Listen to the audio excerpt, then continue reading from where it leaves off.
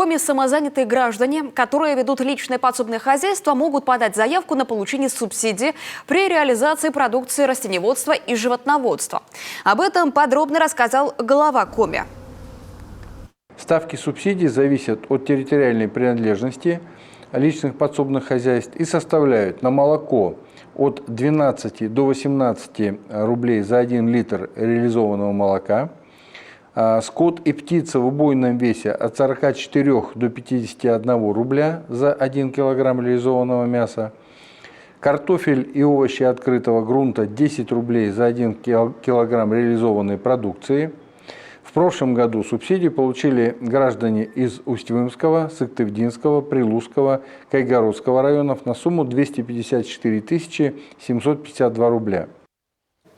Чтобы получить субсидию, личное подсобное хозяйство нужно вести не менее года.